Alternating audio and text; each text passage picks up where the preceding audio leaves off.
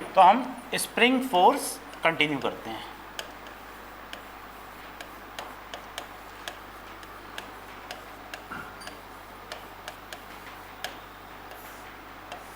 एक हल्का सा रिवीजन आप लोग हमको बता दीजिए, कल जो हमने किया था हमारे पास एक क्या था, कॉम्बिनेशन ऑफ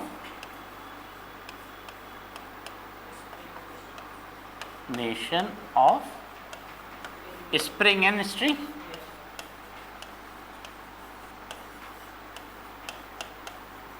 राइट, हमने दो केस लिए थे।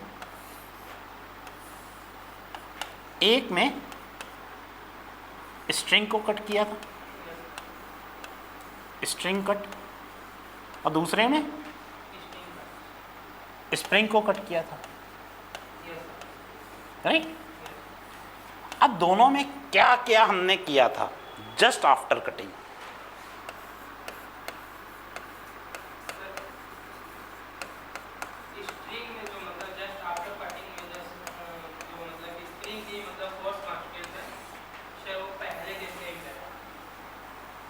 जब स्ट्रिंग कट की थी तो स्प्रिंग फोर्स वो सेम एज बिफोर है ना, सेम एज बिफोर, और टेंशन क्या हो गया था, टेंशन जीरो हो गया। Very good. इस केस में क्या हुआ था, क्या चीज जीरो हुई थी, हाँ, एफएसपी के बारे में क्या कहेंगे, जीरो हो जाएगा। और टेंशन क्या होगा, टेंशन क्या होगा, विल चेंज, विल चेंज, क्योंकि टेंशन सेल्फ एडजस्टिंग है। ठीक है देवराज, कोई दिक्कत इसमें, कंफ्यूजन तो नहीं है? ठीक, अब हम नेक्स्ट पे आते हैं। अब जो हमारा टॉपिक आएगा दैट विल बी कॉम्बिनेशन, या पहले पढ़ते हैं स्प्रिंग कांस्टेंट के बारे में।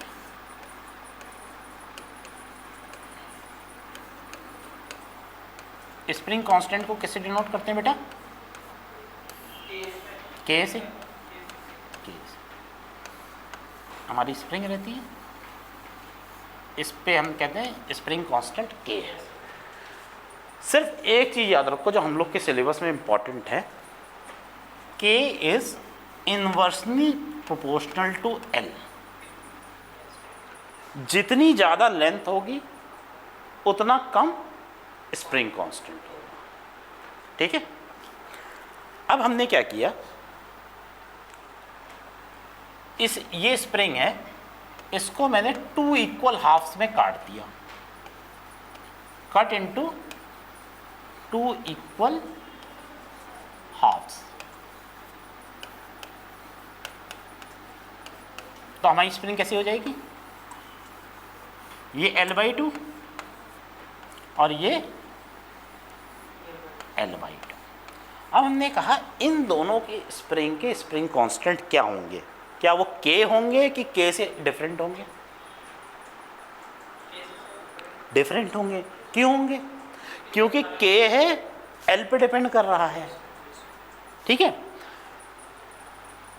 अब K is inversely proportional to L है, यानी जितने भाग में जितनी लेंथ कम होगी उतना स्प्रिंग कांस्टेंट इंक्रीज करेगा।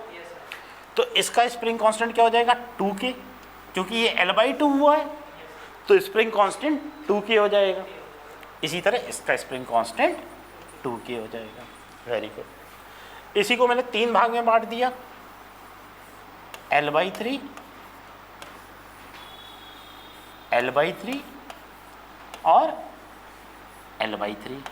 अब बताइए, अगर पूरी स्प्रिंग का स्प्रिंग कांस्टेंट K था जिसको मैंने काटा है, तो इंडिविजुअल स्प्रिंग्स का स्प्रिंग कांस्टेंट कितना हो जाएगा, 3K, 3K और 3K। Very good. अच्छा, इसी स्प्रिंग को मैंने n पार्ट्स में काट दिया, n पार्ट्स में। अब पहले पार्ट का कांस्टेंट था K, जो कंबाइंड स्प्रिंग्स थी।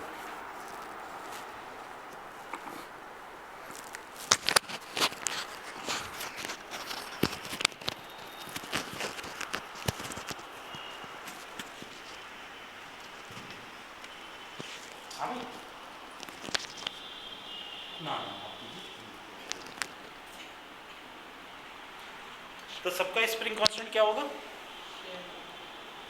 अगर n पार्ट में काटा है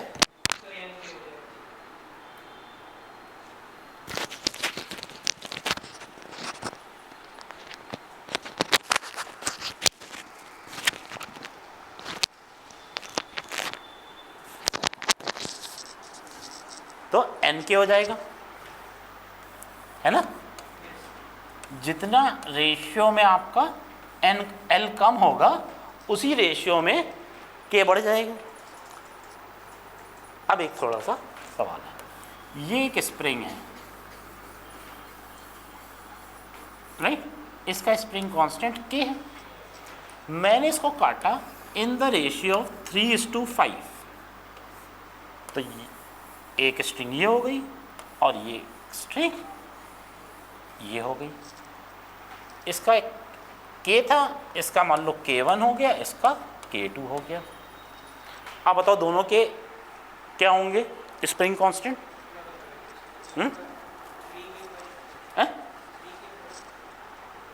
3 k1 की वैल्यू क्या होगी?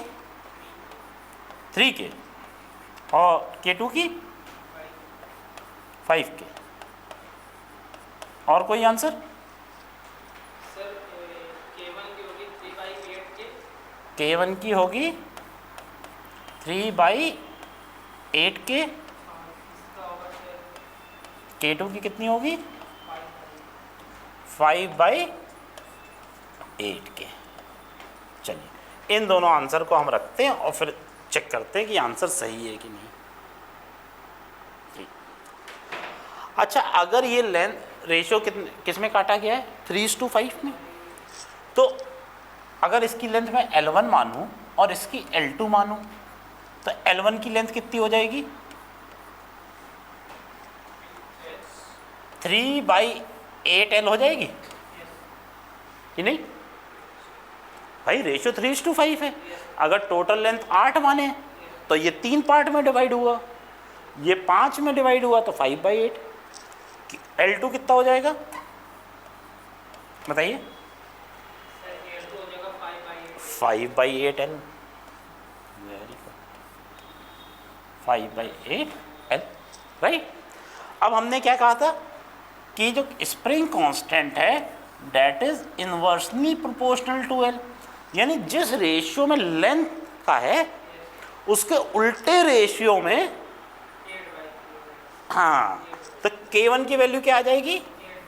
8/3k और k2 की वैल्यू 8/5k। कंफ्यूजन तो नहीं बेटा? तो ये दोनों तो गलत हो जाएंगे, ये ठीक होगा। समझ में आया बेटा? एक इसी बिल्कुल यही सवाल है सिर्फ रिवीजन के लिए। मान लो एक ये स्प्रिंग है, इसको मैंने काटा इन द रेशियो ऑफ 1:2 और इसका स्प्रिंग कांस्टेंट है k। इसका जब कटने के बाद k1 होगा, इसका k2 होगा, तो k1 की वैल्यू क्या होगी इन टर्म्स ऑफ k और k2 की वैल्यू?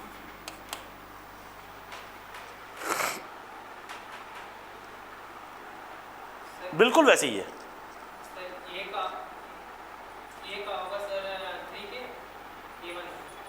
इसका k1 का क्या होगा? 3k और k2 का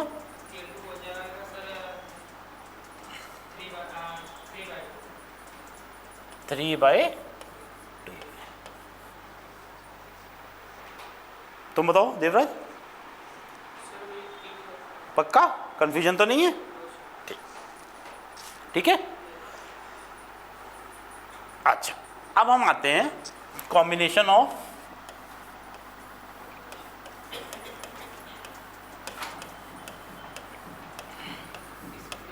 स्प्रिंग्स। तो आप लोगों ने शुरू से पढ़ा रखा होगा कॉम्बिनेशन कितने तरीके के होते हैं। सीरीज और पैरेलल, वेरी गुड। एक सीरीज कॉम्बिनेशन होगा, दूसरा पैरेलल कॉम्बिनेशन होगा। अब हम आते हैं सीरीज कॉम्बिनेशन पे।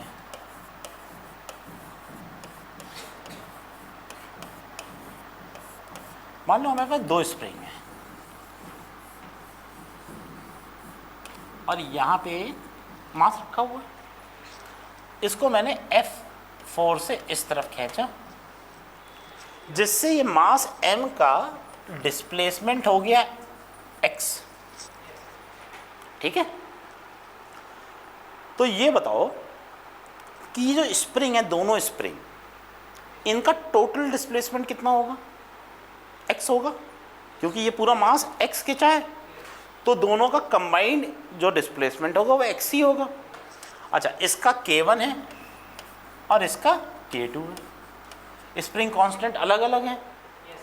स्प्रिंग कांस्टेंट अलग अलग है। स्प्रिंग कांस्टेंट का ये मान लो कि spring constant is stiffness of the spring,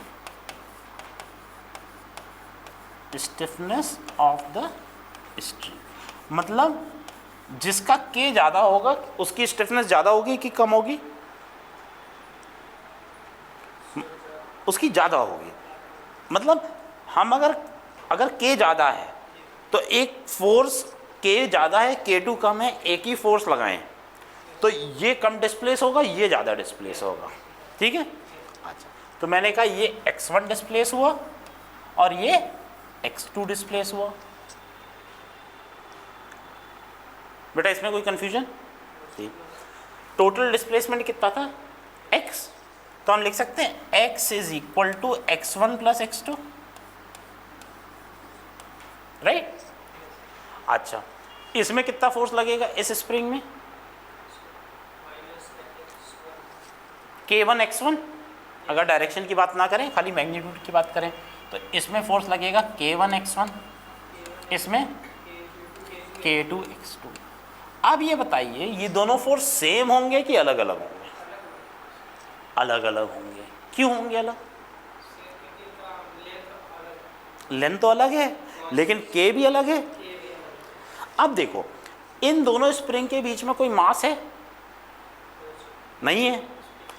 तो अगर मैं इन दोनों के बीच में सिर्फ एक स्ट्रिंग कनेक्ट कर दूं,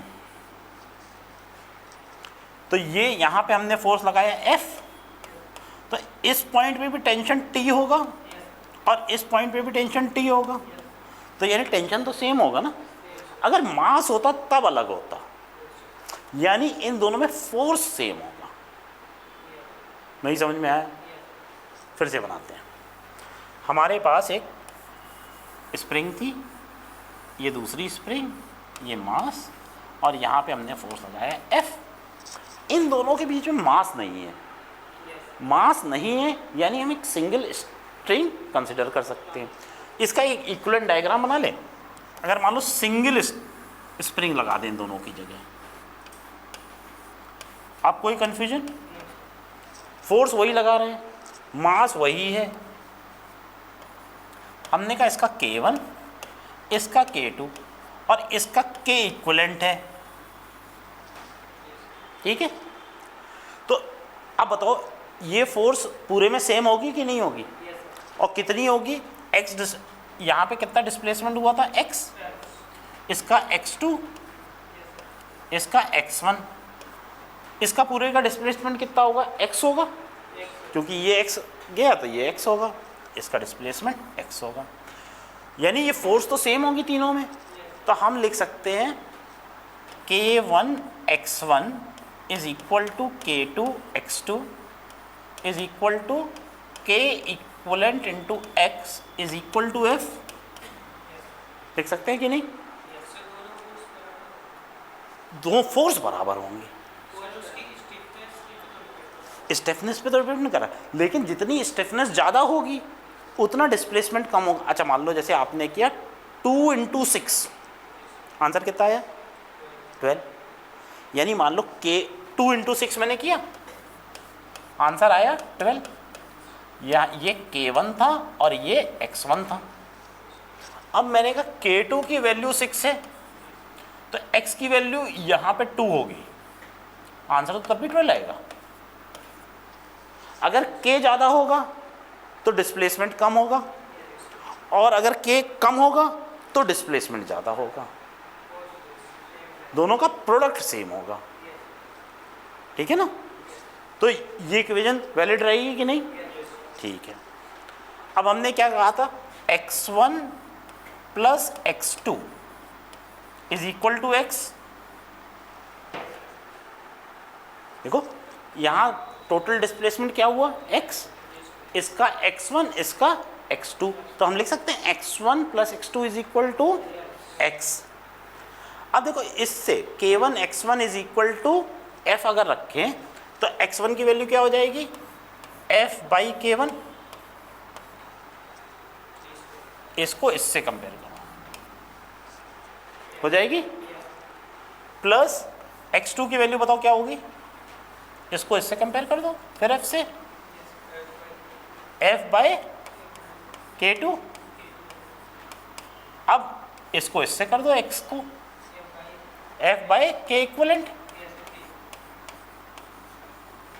तो क्या f से f कट जाएगा, क्या आ गया 1/k1 plus 1/k2 is equal to 1/k equivalent. यानी अगर सीरीज में कोई स्प्रिंग कनेक्ट हो रही है उसका रेजिस्टेंस के पैरेलल हो जाएगा। रेजिस्टेंस में क्या होता था, सीरीज में होता था K1 plus R1 plus R2 होता था, पैरेलल में होता था 1/R1 प्लस R2। तो अगर स्प्रिंग में उल्टा हो जाता है, यानी पैरेलल, अगर ये तो सीरीज में था, अगर हम पैरेलल में कनेक्ट करेंगे तो क्या होगा, K इक्वलेंट क्या हो जाएगा, K1 प्लस K2। कंफ्यूजन तो नहीं बेटा? कैपेसिटेंस को मान लो, बिल्कुल हाँ, कैपेसिटेंस में यही चीज लगती थी, रेजिस्टेंस का उल्टा होता था। हाँ कैपेसिटेंस का लोगे तो सेम होगा, रेजिस्टेंस का उल्टा हो जाएगा। ठीक है, किसी भी तरह याद कर लो। इसका अगर देखना हो, अगर मान लो दो स्प्रिंग्स पैरेलल में लगी हो तो पैरेलल में ऐसी लगेगी, हाँ?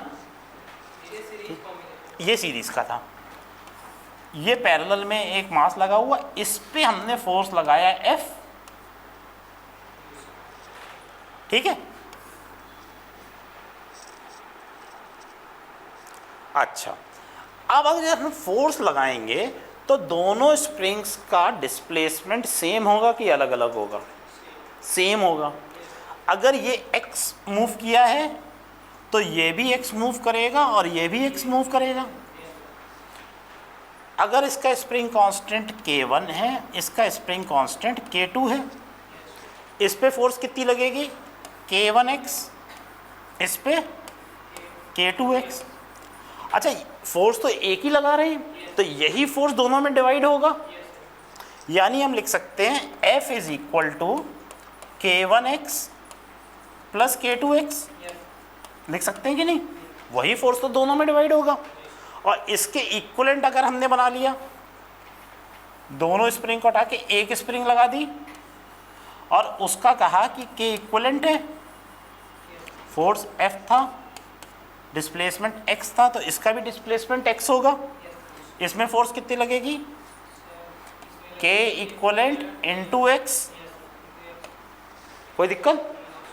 अच्छा तो हम लिख सकते हैं K equivalent into x is equal to, force के बराबर क्या है, K1x into plus K2x, x x कट जाएगा तो K इक्वलेंट क्या आ गया, K1 प्लस K2। कंफ्यूजन तो नहीं बेटा? हाँ, अगर फोर्स लग कहाँ रही है, ये मान लो F1 F2 ऐसे लगेगा, तो इन दोनों का जो सम होगा वो क्या हो जाएगा, F1 प्लस F2, तो उसको उससे इक्वेट करनी पड़ेगी। अगर मान लो यहाँ पे लग रही है फोर्स तो फिर वेक्टर से कंपोनेंट करने पड़ेंगे और जो इस डायरेक्शन में लग रहा है उसको लेना पड़ेगा, क्योंकि वर्टिकल में तो वो क्या कहते हैं इक्विलिब्रियम में रहेगा। ठीक है, कन्फ्यूजन तो नहीं? इसीलिए डेरिवेशन होता है। मान लो incline at an angle of theta दे दिया फोर्स, तब आपको रिजॉल्व करना पड़ेगा, तब आपको फोर्स निकाल के फिर लगाना पड़ेगा। कन्फ्यूजन तो नहीं? ठीक। तो यानी अगर समरी लिख ले, ज़्यादा समरी है नहीं वैसे, लेकिन अगर लिख लो तो क्या हो जाएगा, सीरीज में क्या होगा इक्विवेलेंट, के इक्विवेलेंट क्या होगा, 1/k equivalent is equal to 1/k1 plus 1/k2। अगर 2-3 लगे होंगे, 2 से ज़्यादा, तो 1/k3 प्लस 1/k4। पैरेलल में क्या हो जाएगा, K equivalent is equal to k1 plus k2, right. आप जो क्वेश्चन आते हैं, आते जरूर हैं, एक मतलब 2 साल में तो एक बार आ ही जाता है। मान लो आपके पास एक स्प्रिंग है जिसका स्प्रिंग कांस्टेंट दिया है k, राइट। दिस स्प्रिंग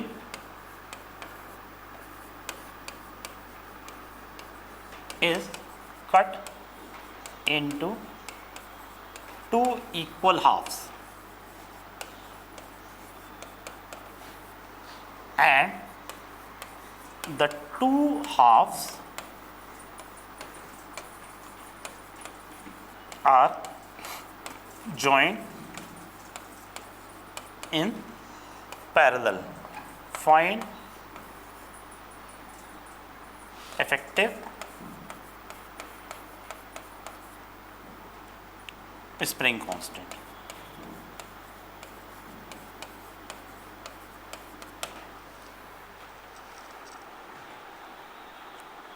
जल्दी से कर दो यार, ये मतलब ज़्यादा टाइम नहीं लेना इसका।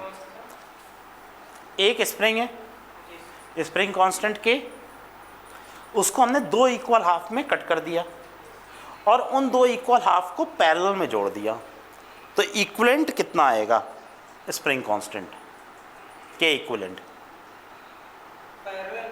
पैरेलल में जोड़ा।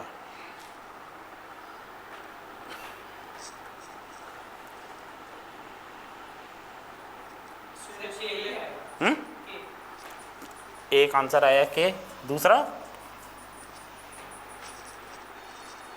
कोई और है के टर्म्स में? हाँ, फिर से ट्राई करो। गलत है आंसर, मुझे गलत लग रहा है।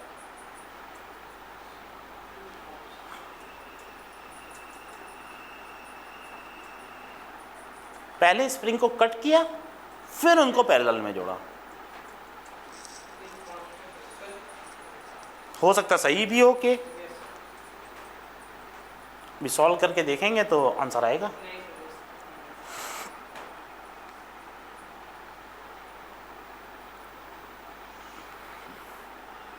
टेन सेकेंड्स, 1 2 3 4 5 नेक्स्ट 6 4 के। चलो 2 आंसर 4 के। कैसे आया? 2 कॉमन, एक थोड़ा सा अलग। कैसे आया? पहले हमने क्या किया, एक स्प्रिंग थी, इसको 2 इक्वल हाफ में तोड़ा, इसकी लेंथ हो गई L/2, तो इसका स्प्रिंग कांस्टेंट क्या हो जाएगा 2K, इसका 2K, पैरेलल में जोड़ दी दोनों स्प्रिंग, इक्विवेलेंट कितना होता है K1 प्लस K2 4K। ये पहले के आंसर कहाँ से आया था? डायरेक्ट क्यों करोगे, कट किया ना हमने। कंफ्यूजन तो नहीं बेटा? ना ना ना, जब भी कट का आए तो जब कट करोगे तो लेंथ पे डिपेंड करेगा। अब इसी में कोई रेशियो दे देंगे तुम्हें, 1:2, 3:5, कुछ भी दे देंगे, और फिर इक्विवेलेंट। मान लो इसी को सीरीज में कनेक्ट करते तो आंसर कितना आया था?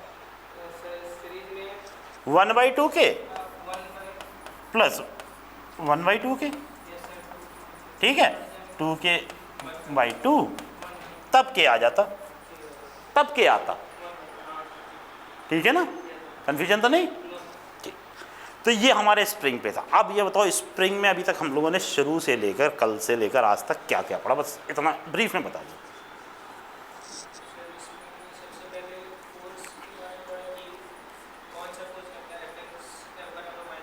-kx, very good, in the opposite direction.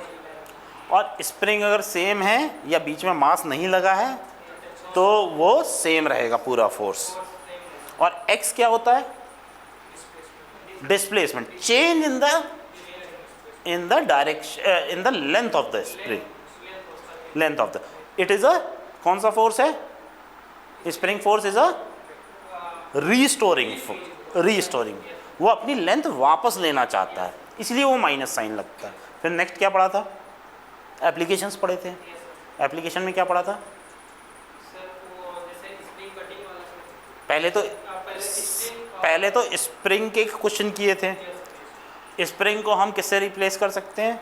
Tension से, मतलब स्ट्रिंग से, और टेंशन निकाल लें और उसको इक्वेट कर दें F is equal to T is equal to minus F x से, तो हो जाएगा। ठीक, फिर हमने क्या लिया था? Cutting of strings. कॉम्बिनेशन कौन कौन से लिए थे? स्प्रिंग और स्ट्रिंग का। तो पहले क्या काटा था?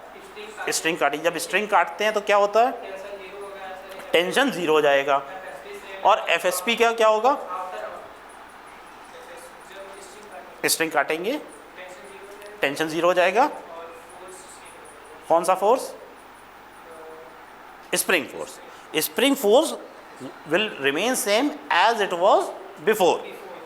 ठीक, फिर हमने सेकेंड केस क्या लिया था? जब स्प्रिंग काटी तो कौन सा चीज जीरो हुई?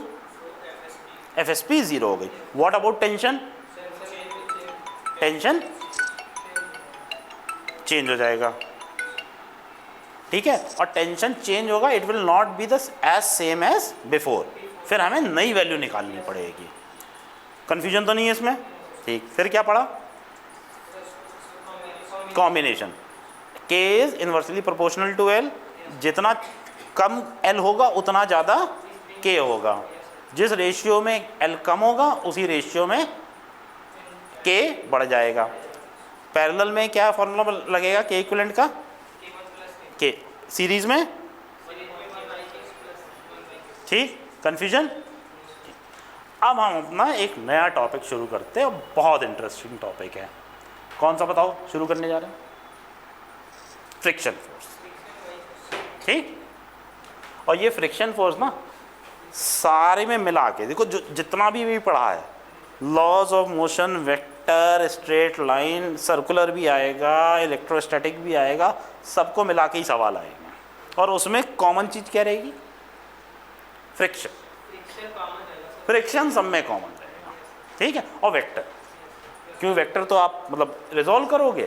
ओके, अब हम आते हैं फ्रिक्शन फोर्स में।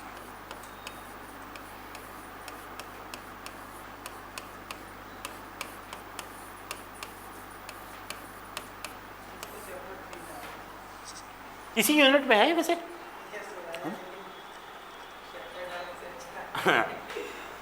ठीक है, तो इसमें सबसे पहले दो तीन चीज़ें वही हम लोग जो पढ़ते आए हैं। पहला क्या पढ़ेंगे? इंट्रोडक्शन। फिर सेकंड पढ़ेंगे हम लोग टाइप्स ऑफ फ्रिक्शन फोर्सेस।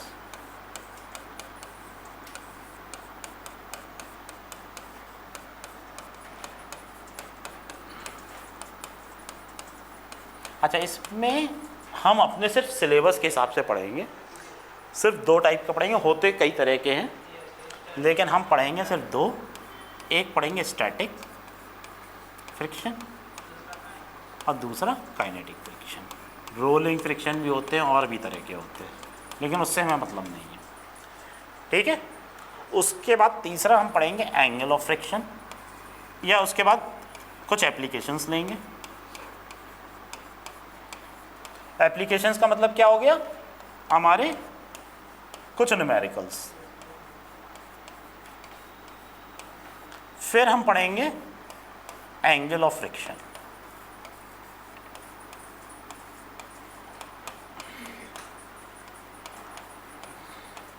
फिर पढ़ेंगे एंगल ऑफ रिपोज। इतनी चीजें हमको पढ़नी है, इसी से आपके सवाल आएंगे। ठीक है, ये कुछ अभी शुरू किए हैं ये दोनों, पिछले कुछ ही सालों में। ठीक है, रिपोज वाली और एंगल ऑफ फ्रिक्शन। देखो हर साल वो कुछ ना कुछ एक लेवल आगे बढ़ाते हैं। ठीक है, पहले इस पे रहते थे, फिर थोड़ी देर के बाद इस पे आए, अब इस पे आएंगे। ठीक है, अब हम शुरू करते हैं।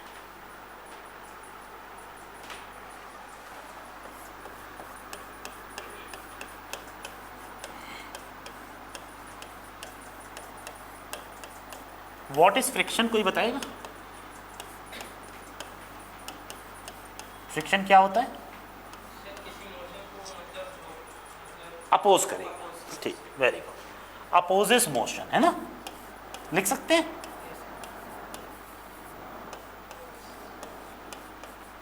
तो यानी जब मोशन हो रहा होगा तब फ्रिक्शन लगेगा, ऐसा नहीं है। ये बिल्कुल ठीक है कि अपोजिस मोशन, जब मोशन हो रहा होगा तब फ्रिक्शन लगेगा।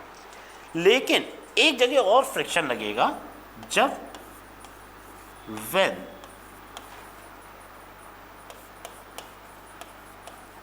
there is tendency of motion,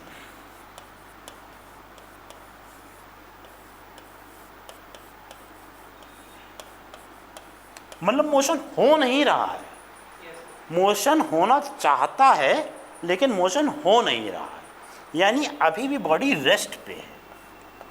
tendency of motion का मीन्स बॉडी रेस्ट पे है। आप कहेंगे जब रेस्ट पे है तो फ्रिक्शन कैसे लग सकता है? मान लो कोई बॉडी ये रखी हुई है, क्या अभी इस पे फ्रिक्शन लग रहा है? नहीं लगेगा। हाँ, जब फोर्स लगाएंगे तभी फ्रिक्शन लगेगा। अब जब हमने इस पे फोर्स लगाया और ये मूव नहीं किया, देखो मैं फोर्स लगा रहा हूँ, ये मूव तो कर नहीं रहा। क्यों नहीं मूव कर रहा है? क्योंकि फ्रिक्शन की वजह से। तो अभी इसमें टेंडेंसी है मोशन की, लेकिन मैं इतना फोर्स नहीं अप्लाई कर पा रहा हूँ कि ये मूव करे। हो सकता है मैं ज़्यादा फोर्स अप्लाई करूँ तो ये मूव कर जाए, तब भी फ्रिक्शन फोर्स लगेगा। और अभी जब ये मूव नहीं कर रहा है तो मान लो मैंने इस पर 10 न्यूटन्स का फोर्स लगाया, वो 10 न्यूटन्स कहाँ गए? वो 10 न्यूटन कहाँ गया? वो फ्रिक्शन फोर्स ने बैलेंस किया, इसका मोशन नहीं हो रहा है लेकिन इसने वही पलट के मुझे लगाया। तो अगर टेंडेंसी ऑफ मोशन भी है तब भी फ्रिक्शन फोर्स लगेगा, अगर मोशन हो रहा है तब भी फ्रिक्शन लगेगा। तो फ्रिक्शन रेस्ट पे भी हो सकता है, मोशन में भी हो सकता है, लेकिन कब होगा? जब there is some applied force, मतलब या तो मोशन हो या there is a tendency of motion. For example, अच्छा एक और चीज़ समझते हैं। मान लो हमारे पास दो बॉडी हैं, बॉडी ए और इस पर एक बॉडी रखी है बी। ठीक, मैंने बॉडी बी को एफ फोर्स से खींचा,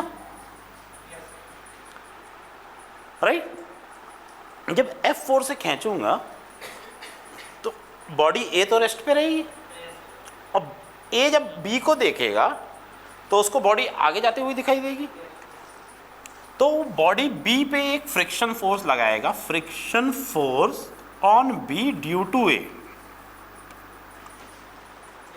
कंफ्यूजन तो नहीं?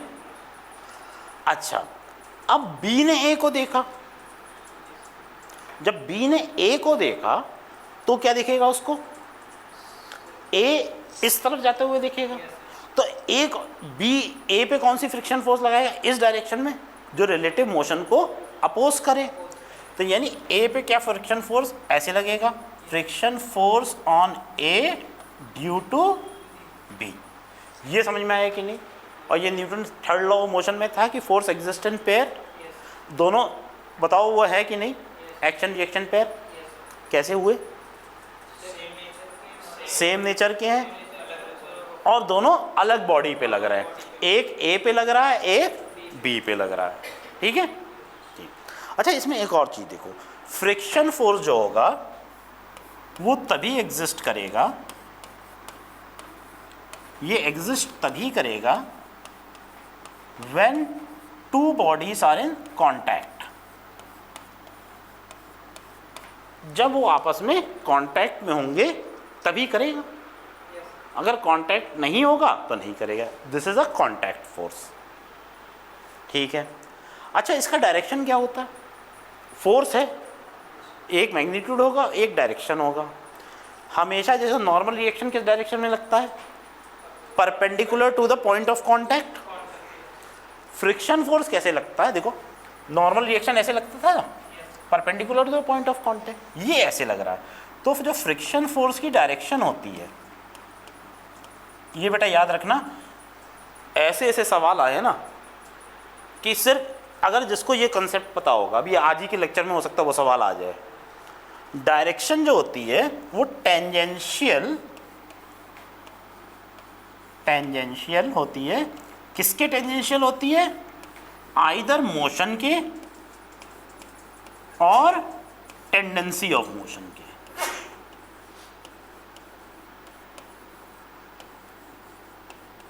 जो फ्रिक्शन फोर्स होगी कैसी होगी? डायरेक्शन उसका कैसा होगा? टेंजेंशियल होगा, आइदर मोशन के या टेंडेंसी ऑफ। देखो ये टेंजेंट बन रहा है ना, इस पे नॉर्मल ये बनेगा, और जहां पे भी कांटेक्ट हो रहा है उसके टेंजेंशियल बनेगा। ठीक, तो यानी फ्रिक्शन फोर्स कैसी फोर्स है? Contact force. जब दो बॉडी कांटेक्ट में होंगे तब लगेगी। उसकी डायरेक्शन कैसी होगी? टेंजेंशियल होगी। और वो क्या करता है? अपोजिट मोशन, रिलेटिव मोशन, या इसको जब मोशन की जगह रिलेटिव मोशन लिख लो, मतलब दो बॉडी के बीच में जो रिलेटिव मोशन हो रहा है उसको। और दूसरा, या there is a tendency of relative motion, motion की जगह हमेशा रिलेटिव मोशन। ठीक, either there is a relative motion और there is a tendency of relative motion. Direction कैसी होगी? टेंजेंशियल। ठीक है, नॉर्मल से परपेंडिकुलर। जैसे मान लो ये बॉडी है, यहाँ पे एक रखी है, तो इसका नॉर्मल कैसे बनेगा? ऐसे बनेगा, जो कि सेंटर से पास होता है हमेशा। और टेंजेंट कैसे बनता है? ऐसे बनेगा। तो या तो इधर फोर्स लगेगी या इधर फोर्स लगेगी। ठीक है, मैं कहूँगा टेंजेंशियल याद करो। बॉडी के सरफेस के अलोंग लगेगी। नॉर्मल का मीन्स क्या होता है? उसके परपेंडिकुलर, और ये इसके अलोंग। भाई टेंजेंट तो याद करने में दिक्कत नहीं, हम लोग सारे ग्राफ में तो टेंजेंट ही तो पढ़े थे। हाँ, टेंजेंट मानना जिससे भी उससे छूता हुआ निकल जाए। जैसे मान लो ये बॉडी है, इससे छूता हुआ तो ऐसे ही तो निकलेगा, ऐसे तो निकलेगा नहीं, तो टेंजेंट यही तो होगा। ठीक है, अच्छा अब हम आते हैं टाइप्स ऑफ फोर्सेस पे।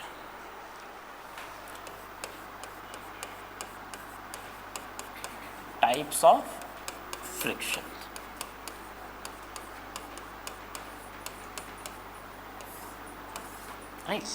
हमारे पास दो तरह के होते हैं, एक होता है स्टैटिक और एक होता है काइनेटिक। वैसे तो मैंने इंट्रोडक्शन में ही आपको बता दिया। देखो स्टैटिक कब लगता है? Static friction force is when there is tendency of motion या tendency of relative motion.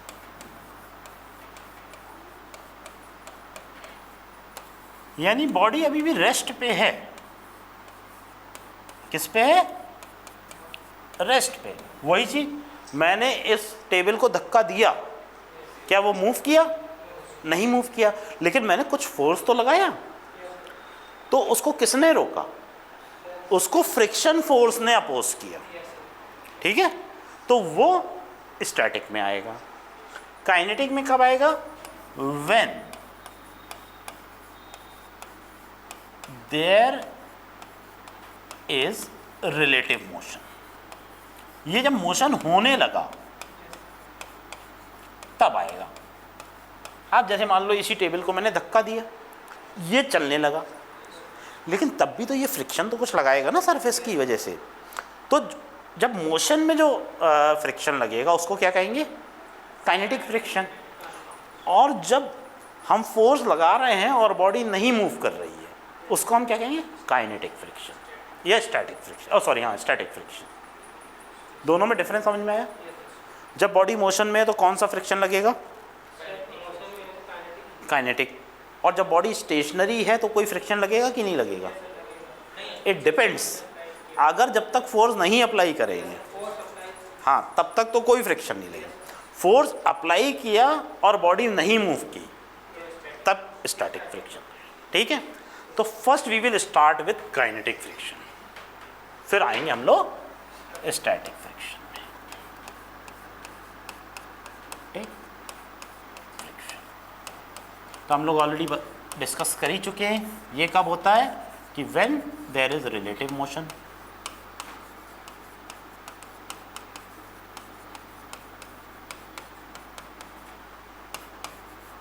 Right.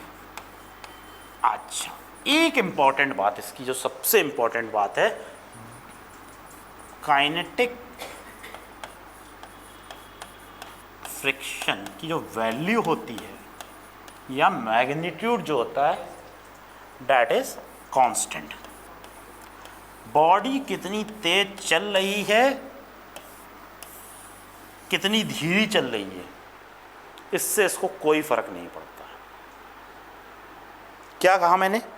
जैसे मान लो आप 100 किलोमीटर पर आवर से चल रहे हो, उस वक्त जो फ्रिक्शन लगेगा वही फ्रिक्शन जब आप 10 किलोमीटर पर आवर से चलोगे तो वही फ्रिक्शन लगेगा। आप समझे? कितना एक्सेलरेशन हो रहा है, क्या वेलोसिटी, उससे कोई मतलब नहीं। काइनेटिक फ्रिक्शन की वैल्यू हमेशा कांस्टेंट होगी। कंफ्यूजन तो नहीं इसमें? अब हमने कहा इसको हम डिनोट करते एफ के से। कैसे? F K. This is proportional to normal reaction. ये भी याद कर लीजिए। काइनेटिक फ्रिक्शन किसके प्रोपोर्शनल होता है? Normal reaction.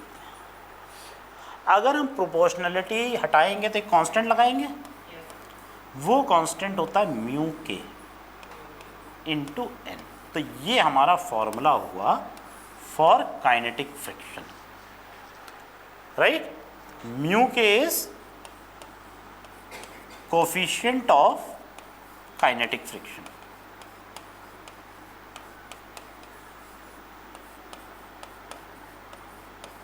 ठीक है, ये वैल्यू आपको दी रहेगी।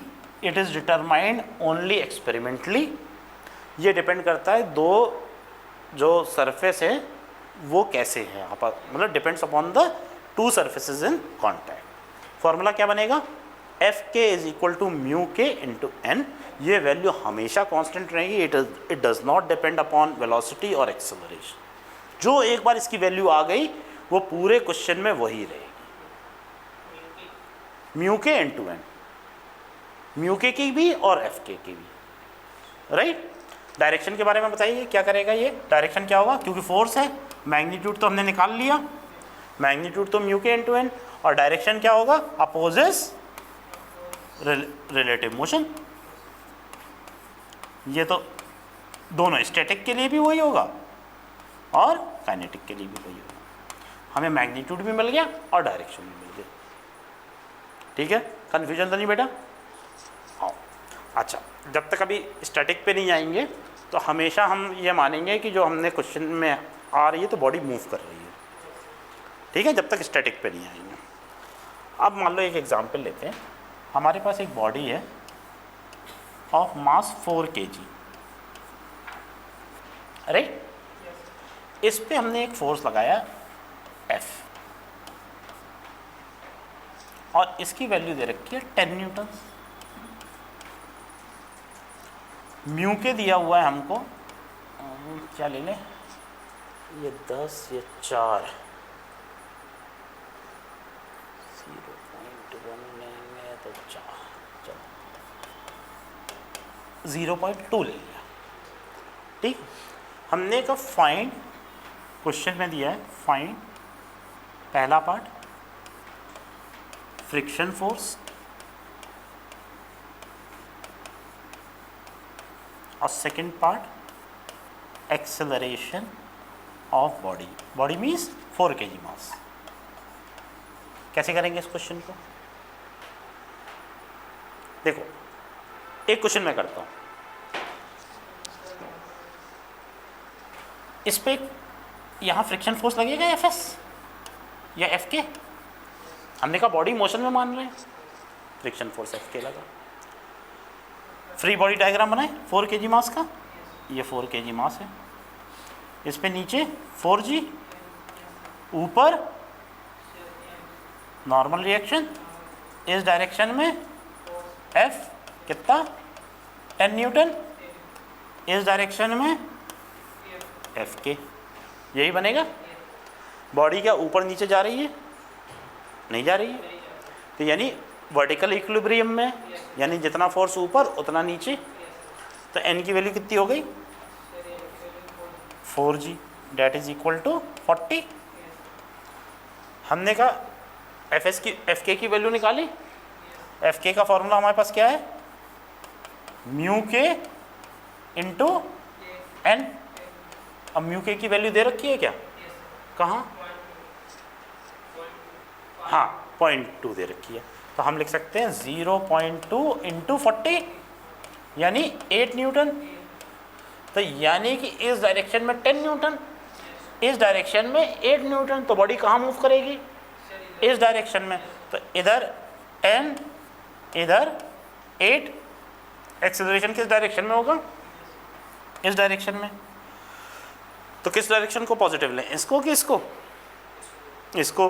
तो 10 minus 8 is equal to M A, M की वैल्यू 4, 2/4 0.5 मीटर पर सेकेंड स्क्वायर। आ जाएगा आंसर? कन्फ्यूजन तो नहीं? ठीक। अच्छा अब इसमें देखना, हमने लिखा था F K is equal to mu N. N की वैल्यू कितनी आई थी? Mu M G.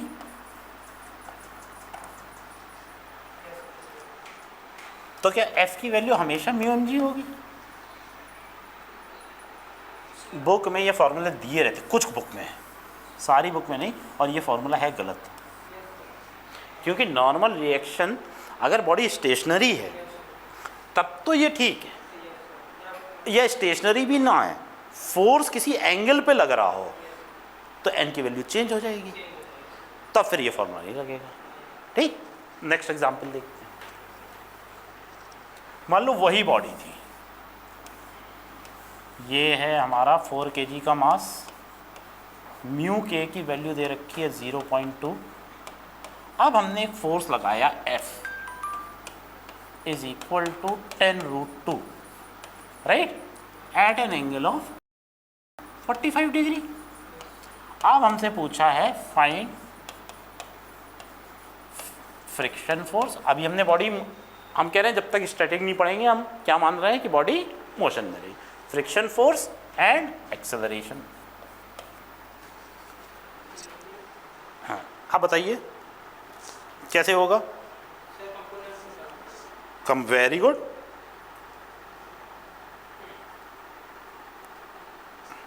तो कंपोनेंट कितना आ जाएगा जल्दी बताओ। देखो ये एफ कॉस 45, कॉस 45 की वैल्यू 1/√2, तो इधर हो जाएगा 10 न्यूटन। और ऊपर कितना होगा? एफ साइन 45 वो भी 1/√2, तो ये 10 हो गया, ये भी 10 न्यूटन। इधर नीचे एम जी, ऊपर नॉर्मल रिएक्शन, इधर friction force. Very good. F B D बना ले। नीचे एम जी कितना 40, इधर 10, ऊपर नॉर्मल रिएक्शन और दूसरा ऊपर 10, और इधर एफ के। देखो कन्फ्यूजन तो नहीं? वर्टिकल इक्विलिब्रियम में है तो एन की वैल्यू कितनी आ जाएगी? एन की वैल्यू 30 आ जाएगी एन की। अच्छा इसकी तुमने एफ की निकाल ली, वेरी गुड। देख लेते हैं एक बार। तो ये हो जाएगा म्यू कितना है 0.2 इंटू 30, हाँ 6 आ जाएगी। तो बॉडी इस यहाँ 10, यहाँ पे 6, तो क्या हो जाएगा 10 minus 6 is equal to 4a। तो a की वैल्यू कितनी आ गई? 4/4 यानी 1 मीटर पर सेकेंड। कन्फ्यूजन तो नहीं? ठीक। इसमें क्या हुआ कि आपने नॉर्मल रिएक्शन आपका कम हो गया। ठीक है। एक क्वेश्चन देखते हैं जिसमें नॉर्मल रिएक्शन हो सकता है ज़्यादा भी हो सकता है। इस पर एक बहुत बढ़िया सवाल आया हुआ, लास्ट में कराऊंगा। ये सवाल दोनों याद रखना। ये बॉडी है, बिल्कुल वही क्वेश्चन है, बस मैंने हल्का सा डायरेक्शन चेंज किया। फोर्स इस बार ऐसे लगा, 10√2 का ही जो पहले लग रहा था, at an angle of 45 degree.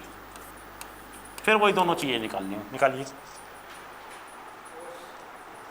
वही एफ के निकालना है और एक्सेलरेशन निकालना है। सारी वैल्यू सेम है, सिर्फ एक डायरेक्शन का अंतर है। पहले फोर्स ऐसे लग रहा था, इस बार ऐसे लग रहा है। कैसे रिजॉल्व करोगे? फोर्स अगर रिजॉल्व कर ले गए तो कोई दिक्कत नहीं।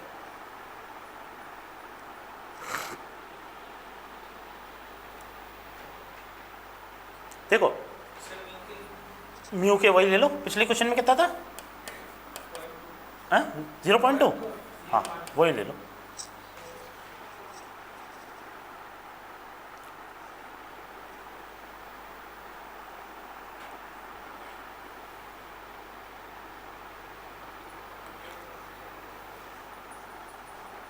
बस मुझे फोर्स रिजॉल्व कर दो तो मैं बस इक्वेशन बता दो, वैल्यू ना भी निकालो तो मुझे बता दो एन कैसे निकाल रहे हो।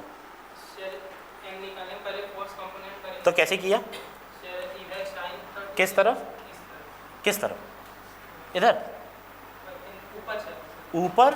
किस डायरेक्शन में? ऐसे एफ साइन 45, ठीक। और इधर एफ साइन 45, ये गलत है बेटा। इस हाँ, या तो ऐसे कर लो, देखो फोर्स इस डायरेक्शन में लग रहा है ना, तो रिजॉल्व करेंगे या तो ऐसे रिजॉल्व करेंगे और ऐसे रिजॉल्व करेंगे, ठीक। तो ये 45 तो ये भी 45। देखो देखो तभी तो रिजल्टेंट, जब एक फोर्स ऐसे होगा एक फोर्स ऐसे होगा तभी तो रिजल्टेंट ऐसे आएगा। या दूसरा तरीका, इसको यहां पे कर लो तो ये भी 45 होगा। अब देखो कैसे जाएगा, यहाँ पे f cos 45 और यहाँ पे f sin 45। अब देखो नॉर्मल रिएक्शन की वैल्यू क्या आएगी, ऊपर n। कन्फ्यूजन तो ज़्यादा तेज तो नहीं जा रहा, तो क्या हो जाएगा, नीचे mg भी लग रहा है तो n की वैल्यू क्या हो जाएगी, mg प्लस f sin 45। इस केस में क्या हो रहा है, नॉर्मल रिएक्शन की वैल्यू बढ़ रही है, तो यानी fk की वैल्यू क्या होती है, म्यू के इंटू एन। जब नॉर्मल रिएक्शन बढ़ा पिछले क्वेश्चन से, तो यानी फ्रिक्शन फोर्स भी बढ़ेगा।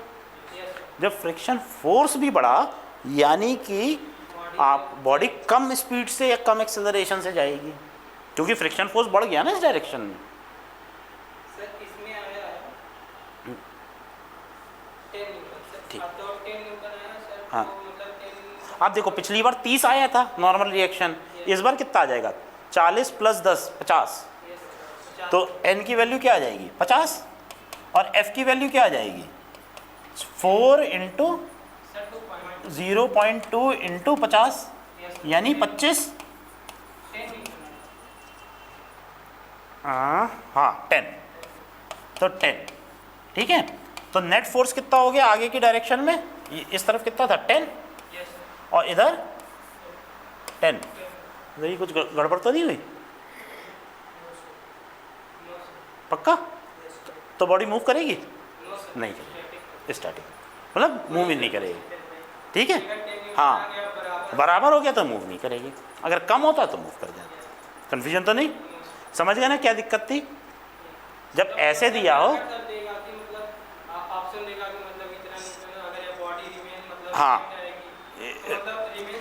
सेम हो जाएगा। हाँ कन्फ्यूजन तो नहीं बेटा, समझ में आया ना? रिजॉल्व कर ही लोगे। इस डायरेक्शन में था तो हम या तो उसको यहाँ बढ़ा लो या ऐसे ऐसे कर लो, दोनों में से कोई भी जो भी इजी पड़े, ठीक है। तो काइनेटिक फ्रिक्शन हो गया।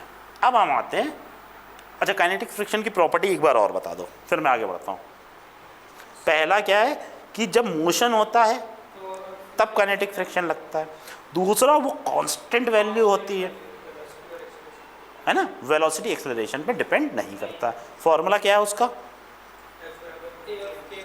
म्यू के इंटू एन, डायरेक्शन हमेशा अपोजिट। वेरी, अब हम आते हैं स्टैटिक फ्रिक्शन में।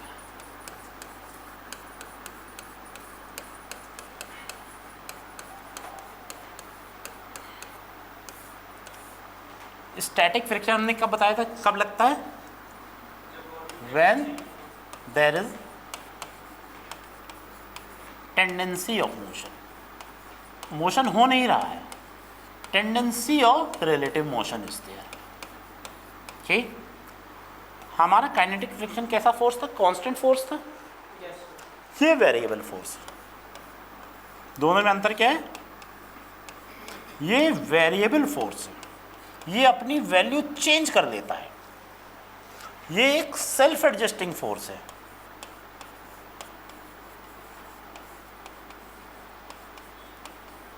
ठीक है, काइनेटिक और स्टैटिक में सबसे मेन डिफरेंस क्या है? वो कांस्टेंट रहता है, ये वेरिएबल फोर्स है। ठीक, अच्छा, इसको हम डिनोट करते हैं एफएस से। अच्छा, एफएस की वैल्यू जो है वो 0 से लेके एफ लिमिटिंग, अभी बताते हैं एफ लिमिटिंग क्या होता है, इसके बीच में वेरी करती है। किसके बीच में वेरी करती है? एफ लिमिटिंग के बीच में, राइट? ये वेरिएबल है और इसकी जो वैल्यू है वो 0 से एफ लिमिटिंग के बीच में वेरी करती है। एफ लिमिटिंग का फॉर्मूला है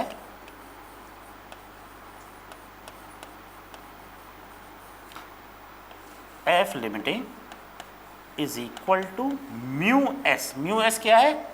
coefficient of static friction, mu S into N, right?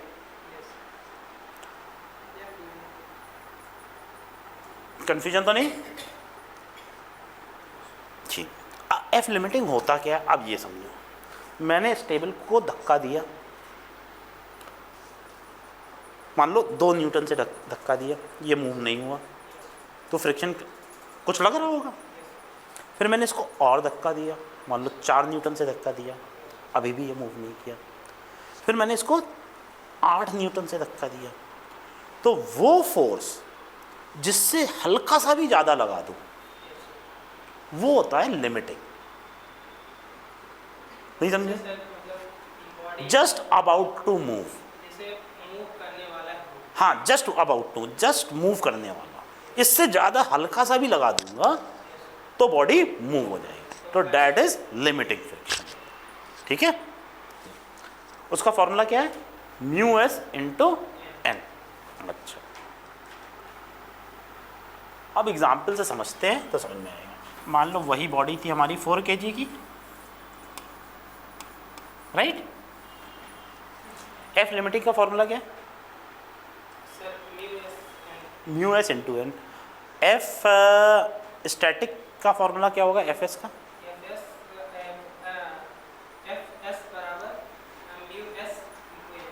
ये तो लिमिटिंग का फॉर्मूला है। एफ स्टैटिक का कोई फॉर्मूला नहीं, मैंने क्या सेल्फ एडजस्टिंग है, तो स्टैटिक फ्रिक्शन का कोई फॉर्मूला नहीं है, नोट डाल लो।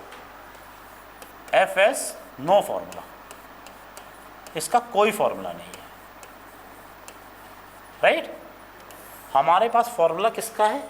एफ लिमिटिंग का फॉर्मूला। ठीक, अब वही बॉडी थी, ये 4 kg की बॉडी, कितना फोर्स लगाया था हमने? 10 न्यूटन। तो इस बार नॉर्मल रिएक्शन कितना आया था? नहीं, नॉर्मल रिएक्शन कितना आया था? एफ एस कितना आया था जरा देखो क्वेश्चन में, एफ एस कितना आया था? रुको आप बताते हैं। 4G, मान लो म्यू एस दे रखा है आपको, मान लो म्यू एस भी दे रखा है 0.2, तो 8, अच्छा ठीक, मान लो ये 6 न्यूटन का फोर्स, ठीक हो गया। अब देखते हैं, अब देखो अभी तक हम क्या मान रहे थे कि बॉडी मोशन में रहेगी, अब हमको चेक करना पड़ेगा कि ये मोशन में है कि नहीं। अब क्या करेंगे? सबसे पहले चेक करेंगे कि बॉडी मोशन में आई कि नहीं, इतना फोर्स हम लगा पाए कि बॉडी मूव हुई कि नहीं। उसके लिए सबसे पहले हम एफ लिमिटिंग की वैल्यू निकालेंगे। जब भी हमको ये चेक करना है कि बॉडी मोशन में आई कि नहीं, तो क्या निकालेंगे? एफ लिमिटिंग की वैल्यू। एफ लिमिटिंग का फॉर्मूला क्या है बेटा? म्यू एस इंटू एन, यानी हमको एन निकालना है। फ्री बॉडी डायग्राम बना ली। 4g यानी 40, ऊपर नॉर्मल रिएक्शन, यहाँ पे 6 न्यूटन, और यहाँ पे कोई फ्रिक्शन फोर्स लगेगी। अब ये कौन सी लगेगी, स्टैटिक या काइनेटिक, ये हमको नहीं पता। ये कब पता चलेगा, जब हमको ये पता चलेगा कि बॉडी मोशन में है कि रेस्ट पे है। तो एन की वैल्यू बताओ कितनी हो गई, 40 40 हम सबसे पहले एफ लिमिटिंग निकाल लें। तो एफ लिमिटिंग कितना आ जाएगा, 0.2 इंटू 40 यानी 8 न्यूटन। यानी जो लिमिटिंग फ्रिक्शन है, एफ लिमिटिंग जो लग सकता है वो है 8 न्यूटन। तो बॉडी बताओ मोशन करेगी कि नहीं करेगी, नहीं करेगी। मोशन कभी तभी होगा, ये नोट्स में डाल लीजिए, मोशन तभी होगा when F applied is greater than F limiting, तभी मोशन होगा। 2 बार लिख दिया मोशन। क्या होगा, मोशन कब होगा, जब अप्लाइड फोर्स अप्लाइड लिमिटिंग से ज़्यादा होगा। इस केस में क्या मोशन होगा, नहीं होगा। तो ये बताओ फ्रिक्शन की वैल्यू कितनी होगी, एफ एस की value, F static friction force की, हाँ 8 क्यों नहीं होगी, ये समझना। फ्रिक्शन देखो, अगर 8 लगेगी तो बॉडी पीछे जाने लगेगी। भाई 8 इधर लगी और 6 इधर लगेगी, तो बॉडी पीछे जाएगी। अब मैं इसको धक्का दे रहा हूँ तो ऐसा हो सकता है कि बॉडी पीछे आए, ऐसा तो हो नहीं सकता। इसको मूव करने के लिए मुझे मिनिमम फोर्स की कितनी ज़रूरत है, 8 के ऊपर। अब मैं इसको 6 से धक्का दे रहा हूँ और पीछे अगर 8 लगेगी तो ये बॉडी पीछे जाएगी, तो 8 तो लगेगी नहीं। यानी कि जो एफ स्टैटिक हो जाएगा उसकी वैल्यू कितनी हो जाएगी, 6 न्यूटन। तो एक चीज़ और आप लिख सकते हैं कि if F applied is less than F limiting, then Fs की वैल्यू क्या होगी, F applied के बराबर। कंफ्यूजन तो नहीं बेटा, पक्का? तो अगर हमें चेक करना हो कि बॉडी मोशन में है या रेस्ट पे है, तो हम किसको चेक करेंगे, F लिमिटिंग को चेक करेंगे। अगर F अप्लाइड उससे कम है तो बॉडी रेस्ट पे रहेगी, और कौन सा फ्रिक्शन लगेगा, है? तो स्टैटिक फ्रिक्शन लगेगा। ठीक है, अब देखो एक और केस आता है, वही वैल्यू लेते हैं। ये 4 kg का मास, राइट, म्यू एस दिया हुआ है 0.2, और इधर हमने फोर्स लगा दी F is equal to 8 newton, right. अब बताओ क्या मोशन होगा कि नहीं होगा, बिल्कुल वही क्वेश्चन था, अभी हमने निकाला था। क्या आ रहा था एफ लिमिटिंग की वैल्यू, 8 न्यूटन। तो 8 न्यूटन इधर लगेगा, राइट। बताओ इस केस में मोशन होगा कि नहीं होगा, नहीं होगा, जस्ट अबाउट टू। अच्छा, और friction force, static friction force कितनी लगेगी, 8 न्यूटन। इस केस में एफ एस की भी वैल्यू क्या हो जाएगी, 8 न्यूटन। ठीक है, कंफ्यूजन तो नहीं। अगर ये 8 से ऊपर लगा दे तब क्या होगा, बॉडी मूव करते लगेगी, और कौन सा लगेगा, तब काइनेटिक होगा। कंफ्यूजन तो नहीं। अब हम आते हैं व्हाई डज फ्रिक्शन एग्जिस्ट। अच्छा, इसके बाकी सवाल वैसे कर लोगे, जैसे अगर एंगल पे दे दिया गया और उस तरह का, कराने की जरूरत तो नहीं है, वैसे ही रिजॉल्व कर लोगे, वैसे ही आएगा, हो जाएगा। ठीक है, अब व्हाई डज, ये जानते हैं आप, जो ये थ्योरी टाइप के होंगे ना, ये आपके किस में आएंगे, रीजन और एजर्शन में। Why does friction exist?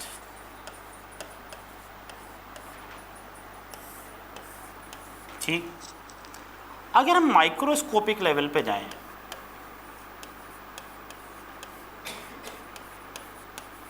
तो अगर हम जब देखते हैं तो कोई बॉडी होती है ना, वो इर्रेगुलर शेप्स की होती है।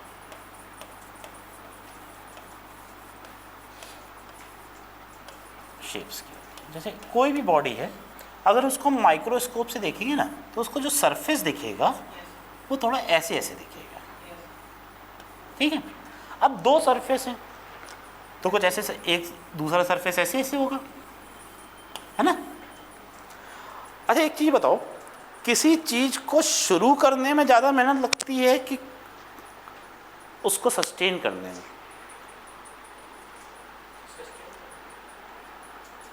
अच्छा मैं एक और चीज़ पूछता हूँ, तुम लोग जैसे पढ़ाई करना चाहते हो, ठीक, तो पढ़ाई शुरू करने में ज़्यादा दिक्कत आती है कि एक बार शुरू हो गई फिर पढ़ने में ज़्यादा दिक्कत आती है?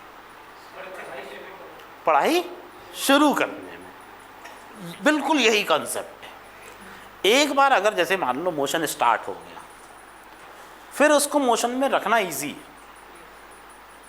ठीक है, लेकिन वो मोशन बस स्टार्ट हो जाए, तुमने पढ़ाई के लिए बैठ गए, यही बहुत बड़ा काम हो गया, समझ गए ना, फिर तो तुम पढ़ ले जाओगे। अब देखो क्या होगा, ये बॉडी एक दूसरे पे रखी है, अब हमने फोर्स लगाना स्टार्ट किया, अब ये इर्रेगुलरिटीज इसको रोकेंगे, तो क्या करेंगे, ये इर्रेगुलरिटीज इसको तोड़ देंगी आपस में, तो ये फिर थोड़ा सा स्मूथ सरफेस बन जाएंगे। ठीक, अब जब स्मूथ बन जाएगा तो बताओ, ये जब तक चला नहीं था तब तक इर्रेगुलर सरफेस था, जब चलना स्टार्ट हो गया तो स्मूथ सरफेस हो गया। इस समय कौन सा फ्रिक्शन लग रहा हो, काइनेटिक कि स्टैटिक? अभी तो चलना शुरू नहीं किया, शुरू नहीं किया, तो यहाँ पे लगेगा स्टैटिक फ्रिक्शन। ये चलना शुरू कर दिया है तो ये क्या करेगा, काइनेटिक फ्रिक्शन लगाएगा। तो कौन सा फ्रिक्शन फोर्स ज़्यादा होगा? Fs ज़्यादा होगा। Yes, Fs is greater than Fk, ये हमेशा याद कर लो, Fs is greater than Fk। अच्छा हमारे पास फॉर्मूला क्या था, अगर F लिमिटिंग का फॉर्मूला लिखें तो हम लिखते थे म्यू एस इंटू एन, और इसका क्या लिखते थे, म्यू के इंटू एन। Fs का नहीं, F लिमिटिंग का लिख रहे हैं, उसकी मैक्सिमम वैल्यू तो वही होती है अप्लाइड फॉर, तो एन से एन कैंसिल हो जाएगा, तो बचेगा म्यू एस और म्यू के, यानी म्यू एस जो हमेशा है वो म्यू के से ज़्यादा होगा। क्या ज़्यादा होगा, म्यू एस ज़्यादा होगा, स्टैटिक फ्रिक्शन फोर्स ज़्यादा होगा as compare to static kinetic force.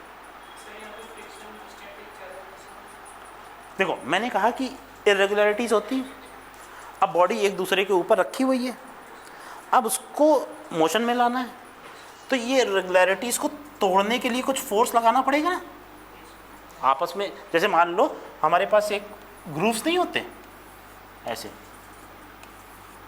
ठीक है, अब इसको खिसकाना है तो ये दोनों जब टूटेंगे तभी तो आगे बढ़ेगा। अगर छोटे छोटे लेवल पे देखो, माइक्रोस्कोपिक लेवल पे, फिर स्मूथ हो जाएगा तो फिर चलने लगेगा। एक बार जब स्मूथ हो जाएगा तो फोर्स कम हो जाएगा, ठीक है। तो इसलिए हमेशा जो स्टैटिक फ्रिक्शन फोर्स होता है वो इससे ज़्यादा होता है। वही मैंने कहा, पढ़ाई करना बैठना कठिन है। एक बार आपने पढ़ाई शुरू कर दी मतलब आप मोशन में आ गए। साइकिल को चलाना स्टार्ट करना ज़्यादा कठिन है कि उसको पैडल मार के चलाते रहना, पहले स्टार्ट करना। भाई इंजन में पावर सबसे ज़्यादा, जैसे मान लो स्कूटी चला रहे हो तो जब चाबी इग्निशन में करते हो तो तभी सबसे ज़्यादा पावर वो ड्रॉ करता है, ठीक है ना, उसके बाद वो फिर नॉर्मल पावर ले लेता है। तो इसी तरह F S is greater than F के और mu S is greater than mu के। इसका एक ग्राफ बहुत आता है,